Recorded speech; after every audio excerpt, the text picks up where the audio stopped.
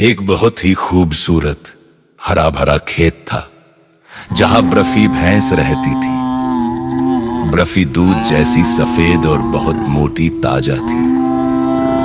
वो सारा दिन हरी घास खाती और दूसरे जानवरों को तिरस्कार से देखती।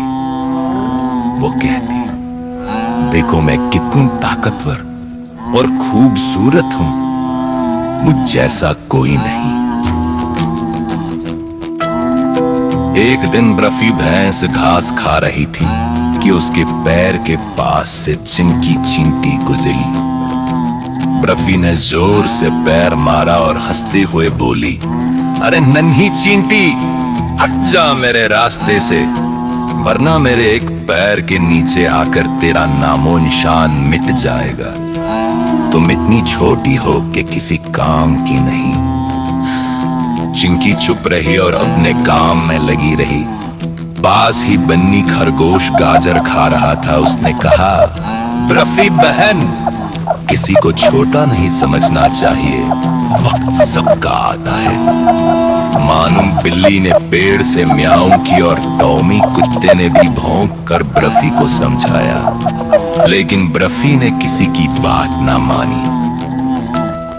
अगले दिन जब बर्फी भैंस एक पेड़ के नीचे सो रही थी तो एक बहुत बड़ा और जहरीला मच्छर उसकी नाक के अंदर घुसने लगा।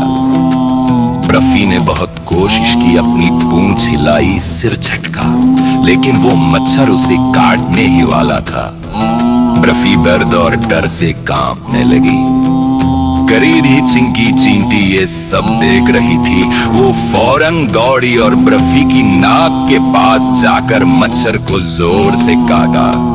मच्छर दर्द से उड़ गया और बर्फी की जान बच गई।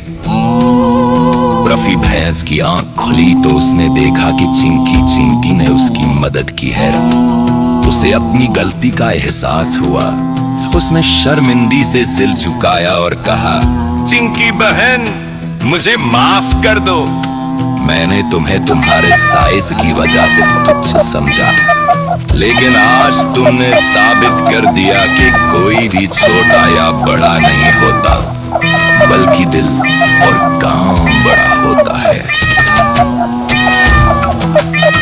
बन्नी खरगोश, मानू बिल्ली और टॉमी कुत्ता ये देखकर बहुत खुश हुए और सबने मिलकर खुशी मनाई। किसी को छोटा या कमजोर मत समझो, क्योंकि हर जीव की अपनी अहमियत होती है।